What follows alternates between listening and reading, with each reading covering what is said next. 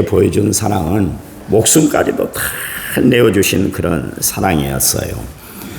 그래서 예수님을 따르던 모든 제자들도 다 한결같이 사랑의 사도가 되었던 것을 알 수가 있습니다. 요한은 하나님에 대해서 한마디로 정의했는데 하나님은 사랑이시다 그렇게 이야기를 하고 있습니다. 바울은 믿음, 소망, 사랑 이 세 가지는 항상 있지만 그 중에 제일은 사랑입니다. 그러면 사랑을 강조했던 것을 알 수가 있어요. 베드로는 우리에게 이렇게 권면합니다. 무엇보다도 뜨겁게 서로 사랑하라. 사랑은 허다한 죄를 덮는다 그랬습니다. 야고보는 내 이웃을 내 몸과 같이 사랑하시라. 그 최고의 법을 지키는 것은 잘하는 일이다. 사람으로서 꼭 지켜야 된다. 그런 이야기를 했어요. 저도 하나님의 말씀에 순종해서 누구를 대하든지 사랑으로 대하려고 그렇게 애쓰고 힘쓰고 있습니다. 그냥 아무 조건 없이 그냥 사랑하고 싶어요. 그 사랑하는 일에 내가 가지고 있는 모든 것을 다 주고 싶어요. 그래서 조금이라도 나를 통해서 예수님의 모습을 좀 나타내고 살았으면 좋겠다. 그게 저의 소원입니다. 여러분, 세상을 변화시키는 힘은 강력한 어떤 왕권을 휘두르는 것으로 되는 게 아니에요. 한때 막 불량한 사람들을 막 군대에 다 잡아들였잖아요. 제가 그때 군대에 있었는데요. 삼천교육대들은 얼마나 괴롭혔는지 몰라요. 밥도 제대로 안 먹이고요. 군인들보다 한 10배 정도 힘들게 만들었습니다.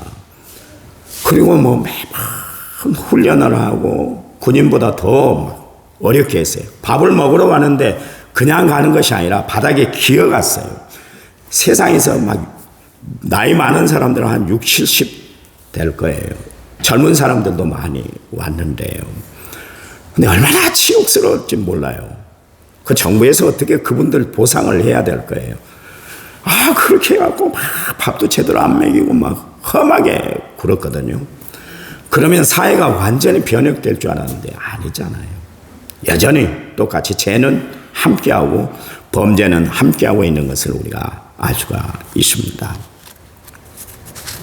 예전에는 그 어린이 주일을 꽃주일이라고 그렇게 불렀잖아요.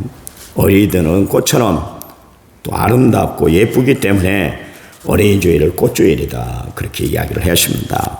예전에 저희 교회도 뭐 어린이 주일이 되면 아이들이 우리 다소리도 있습니다만은 아이들이 여기 올라와서 사회를 보고 기도하고 또 성경 봉독하고 특송까지 다 했거든요. 그런데 요즘은 교회 안에서 아이들 찾아보기가 참 힘들지 않습니까? 그렇잖아요. 요즘 우리나라 그 출산율이 0.73%라고 합니다. 1%도 안 돼요. 0.73%. 그러니까 가정당 한 명도 채 낳지를 않고 그렇게 살아가고 있다. 그렇게 이야기를 하고 있습니다. 그만큼 아이들이 귀한 시대에 우리가 살아가고 있습니다. 앞으로도 17년 후에는 출산율이 0%가 될 것이다. 그렇게 예측을 하고 있습니다. 심각한 사회 현상이에요. 요즘 시골에 그 생활하시는 그 성도들이나 어르신들을 보면 아이들 울음소리가 그립대요.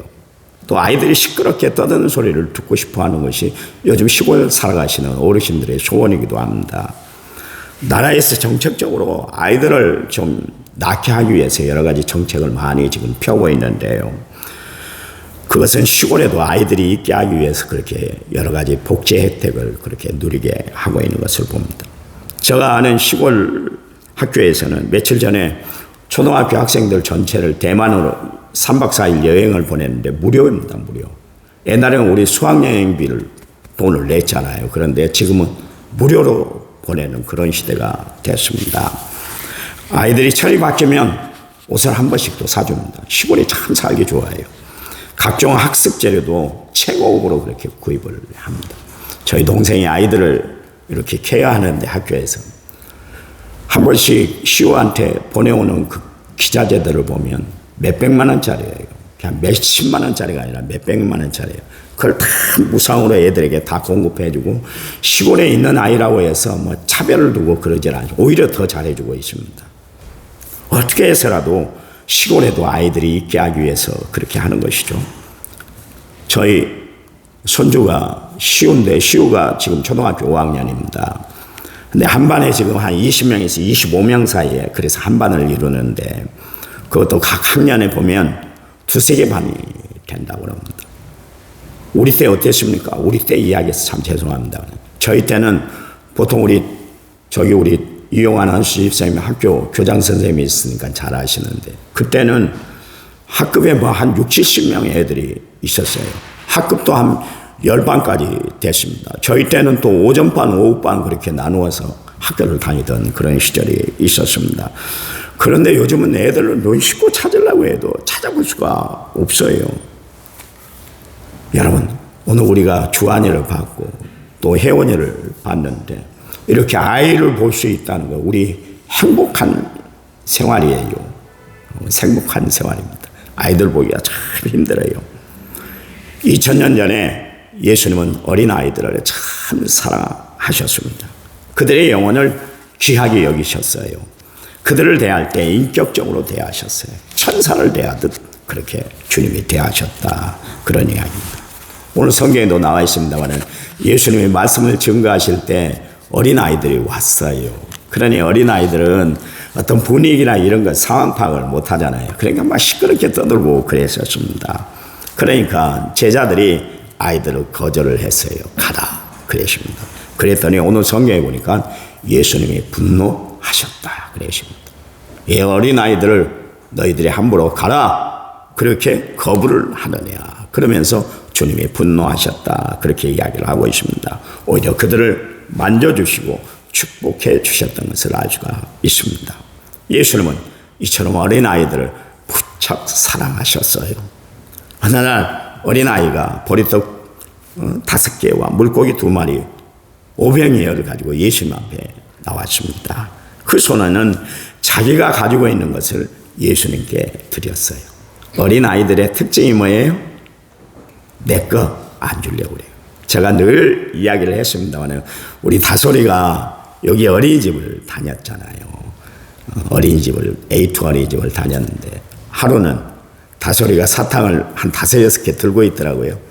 저는 주머니에다가 딱 10,000원짜리를 준비를 해놨어요. 사탕 하나하고 10,000원짜리고 바꿔 먹으려고. 야, 딴지 피우지 말아라. 지가 부끄러운가 봐요. 그랬더니 다솔아 사탕 하나만 줘. 그랬더니 안 줘요. 안 주더라고요. 지하고 나하고 구면도 아니고 다 얼굴을 투고 사는데 늘 사랑해서 제가 안수기도 해주고 만날 때마다 기도해 줬는데도 안면 모습을 다 하더라고요. 안 준다 그러더라고요. 그래 너 10,000원 날라갔어. 내가 그런 적이 있었습니다만은 애들은 자기애가 강해요. 내 것이라는 소유욕이 강한데 그 아이는 예수님께 드렸어요. 그랬더니 어떻게 됐습니까? 거기에 있는 사람들 5,000명 또 여자들과 또 아이들까지 합하면 20,000명이 됐을 것이다. 그렇게 이야기를 하지 않습니까?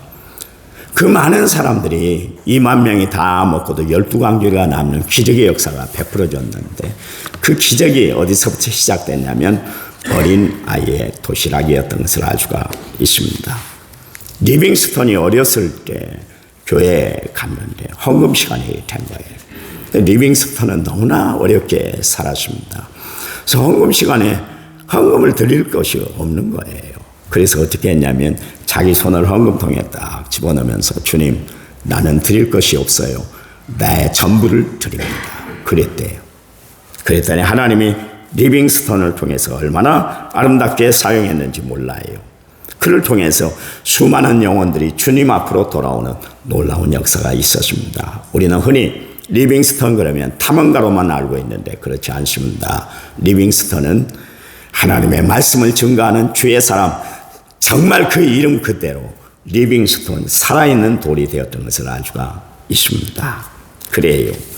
어느 날 어머니들이 어린아이들을 예수님께 데리고 왔어요. 그때 제자들은 조금 전에 말씀드린 것처럼 싫어했어요. 그때 예수님 뭐라고 그랬냐면 누구든지 하나님의 나라를 어린아이들과 같이 받들지 않는 자는 결단코 그것에 들어가지 못한다 그랬습니다. 그리고 마태복음 18장 3절 말씀에 너희가 어린아이와 같이 되지 아니하면 천국에 들어가지 못한다 그랬습니다. 여러분 그 어린아이 가운데 하나가 서문학교의 감독이 되었다는 사실입니다. 그러면 왜 예수님은 어린아이들을 그토록 좋아하셨을까요?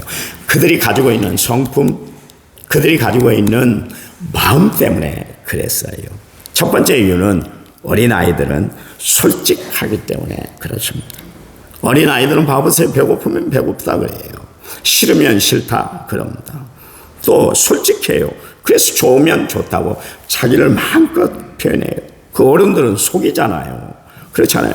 저도 가끔 가다가 교인들 신방을 가면 목사님 식사하셨어요? 그러면 밥 안 먹어서 배가 쫄쫄 굶어 놓고도 밥 먹었습니다.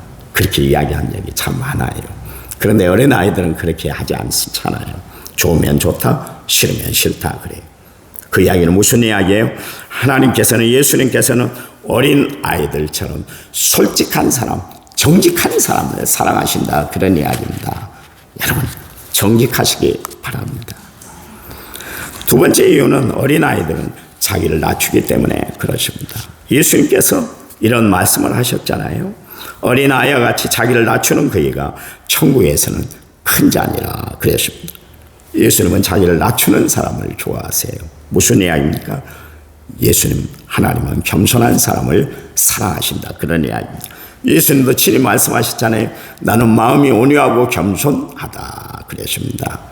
여러분, 예수님이 겸손하시기 때문에 예수님이 어떤 사람을 찾냐면 겸손한 사람을 찾으세요. 여러분, 우리가 정말 어린아이와 같이 겸손히 자기를 낮추고 살아가는 믿음의 성도들이 되시기를 간절한 마음으로 부탁을 드립니다. 물은 분명히 낮은 곳에서부터 채워지는 거예요. 하나님은 겸손한 자에게 은혜를 채워주는 줄 믿으시기 바랍니다. 세 번째 이유는 어린아이들은 착하기 때문에 그렇습니다. 그렇죠. 어린아이들도 거짓말하고 놀이터에 가보세요. 흔히 애들이, 요즘 애들이 순 욕짓거리만 합니다. 그렇지만 어른에 비해서, 세상 때 묻어 있는 어른에 비해서 그래도 어린아이들은 착한 편이잖아요. 그렇잖아요. 덜 때가 묻었기 때문에 그렇습니다. 조금 전에도 주한이를 봤는데 봐보세요. 얼굴을 보니까 얼마나 순수하고 예쁜가요. 그 어린아이의 특징이 그런 거예요. 예수님은 착한 사람을 좋아해요. 착하다는 것은 다른 사람을 괴롭히지 않고, 다른 사람을 속이지 않고, 다른 사람들에게 나쁜 짓 하지 않고 살아가는 삶, 그것을 말합니다. 오히려 남을 배려하고 살아가는 삶, 그 사람을 뜻합니다. 여러분, 에베소서 5장 9절 말씀에 빛의 열매에 대해서 이야기하는데, 빛의 열매는 착함과 의로움과 진실함에 있다 말씀하고 있잖아요. 우리가 정말 빛 대신 예수님을 모시고 우리가 살아간다면 우리의 삶에 착함이 있어야 돼요. 여러분, 세상 사람들은 다 그렇게 불의하게 산다 할지라도 예수 믿는 우리만큼은 착하게 살아야 할 거 아니겠어요? 그렇잖아요. 세상에 우리가 착함을 잃어버리고 산다는 것은 우리가 빛을 잃어버리고 살아가는 거예요. 우리를 세상의 소금이다 그랬는데 소금이 그 맛을 버리면, 잊어버리면 어떻게 해요? 박혀버려서 사람들의 발에 밟힌다 그랬잖아요. 여러분, 예수 믿는 여러분, 제발 착하게 살아가시기 바랍니다. 불의와 손잡지 말고 의로운 삶을 살아가시기 바랍니다. 예수 믿는 여러분들을 통해서 진실함이 드러나는 아름다운 역사가 나타나게 하시기 바랍니다. 그래요. 하나님은 우리에게 이 진실한 삶을 살아가길 원하세요. 예수님이 또한 우리에게 어린아이와 같아야 된다, 그 이야기 하신 이유는 뭐냐면 어린아이들은 절대로 혼자 살아갈 수가 없기 때문에 그렇습니다. 시우가 초등학교 5학년인데요. 아침마다 깨워야 돼요. 저 스스로 한번 벌떡 일어난 적이 없어요. 할아버지가 챙겨줘야 그때야 일어나요. 엄마 아빠가 신경을 써야 제가 살아갈 수가 있습니다. 저 혼자 할 수 있는 일이 그렇게 많지는 않아요. 왜냐하면 어린아이이기 때문에.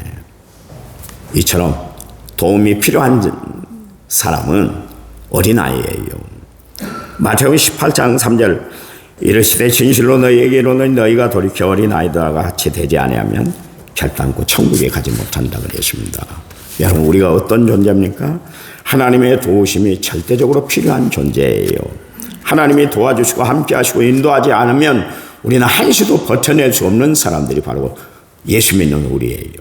그래서 우리는 매 순간 하나님의 도우심을 받고 살아가고 있지 않습니까? 특별히 어린아이는 부모님의 손을 꽉 붙잡아 이 손을 놓으면 안 돼요. 부모님이 잠깐 손을 놓을 수 있어도 어린아이는 꼭 부모님 손을 잡든지 옷자락을 붙들어야 길을 잃어버리지 않아요. 계시록 14장 5절 말씀에 이 사람들은 여자와 더불어 더럽히지 아니하고 순결한 자라 어린 양이 어디로 인도하든지 따라가는 자며 사랑 가운데 속량함을 받아 처음 익은 열매로 하나님과 어린 양에 속한 자들이다 그랬습니다. 여러분 여기 천국을 소유하는 사람들에 대해서 말씀하고 있는데 어린 양이 어디로 인도하든지 간에 따라가는 자다 그렇게 이야기를 하고 있습니다. 여러분 우리는 예수님의 손에 꽉 붙들려서 살아가야 될 줄 믿습니다. 그래서 우리는 어린아이들과 같은 이런 찬양을 우리는 불러야 돼요. 여러분 즐겨 부르시는 찬양이 있잖아요. 주님여 이 손을 꼭 잡고 가소서. 약하고 피곤한 이 몸을 폭풍 흑암 속 해치사 빛으로 손잡고 날 인도하소서. 인생이 힘들고 고난이 겹칠 때 주님여 날 도와주소서. 외치는 이 소리 귀 기울이사 손잡고 날 인도하소서.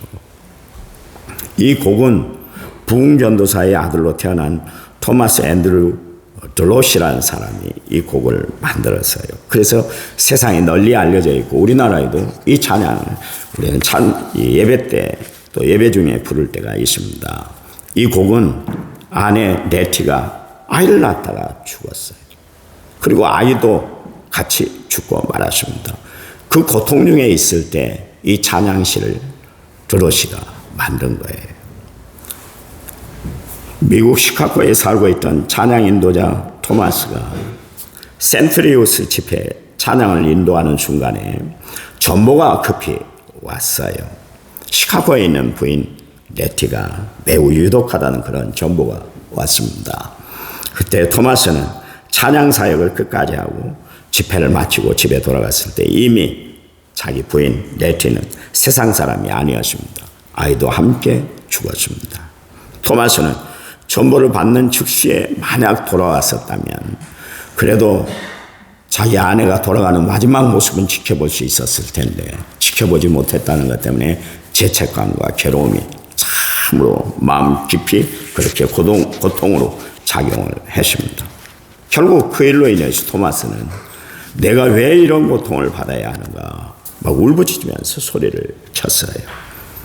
그런데 어느 날 초등학교 교사인 친구가 찾아와서 친구야 그렇게 있지 말고 나와 함께 학교에 가자. 학교 방학이니까 그것에 좀 안정을 잡고 좀 그랬으면 좋겠어.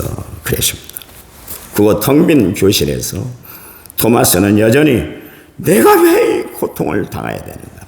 내가 왜 이런 고난을 당해야만 하는가? 그러면서 울부짖고 있었습니다.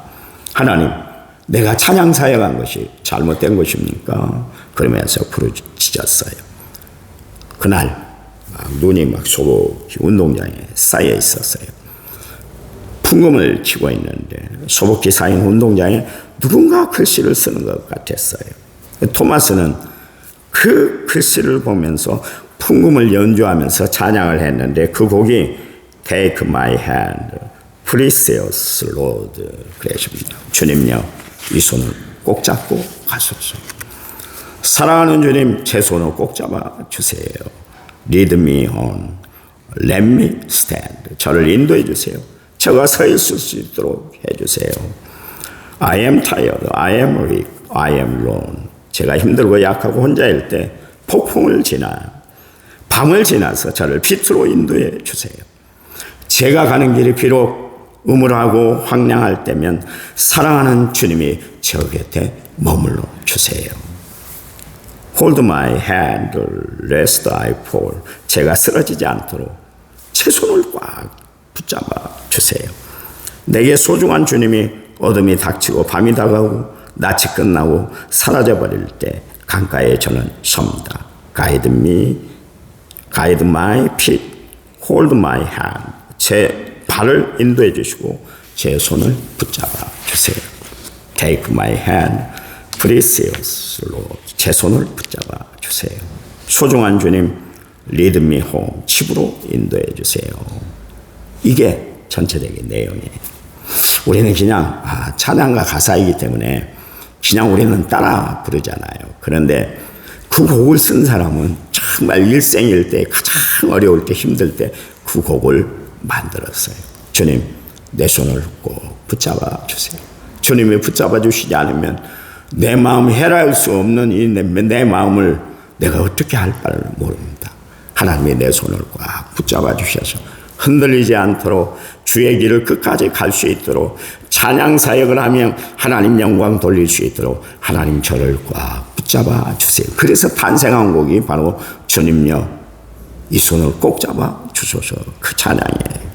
여러분, 우리가 힘들고 어려운 인생길을 살아갈 때 어린아이가 부모 손을 꽉 붙잡고 따라가는 것처럼 우리도 역시 마찬가지로 하나님의 손을 꽉 붙잡고 따라가는 성도들이 되시기를 간절한 마음으로 부탁을 드립니다. 우리가 어린아이같이 주님 손을 꽉 붙잡고 가면 주님이 인도하시는 저 천국에 우리가 이룰 줄 믿으시기 바랍니다.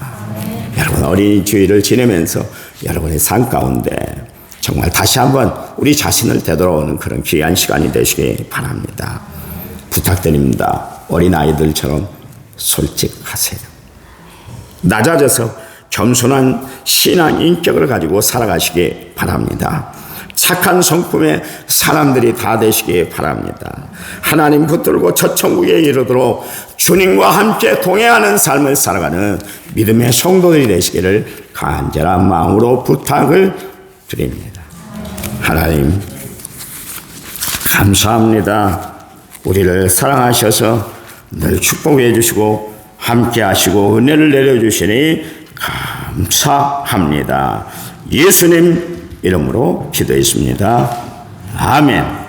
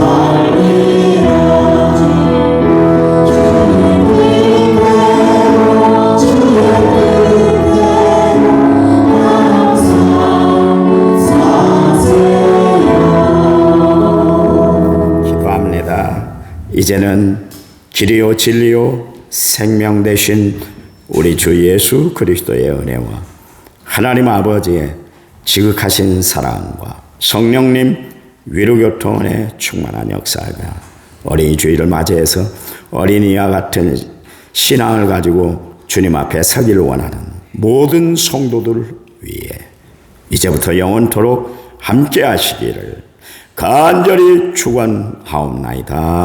아멘.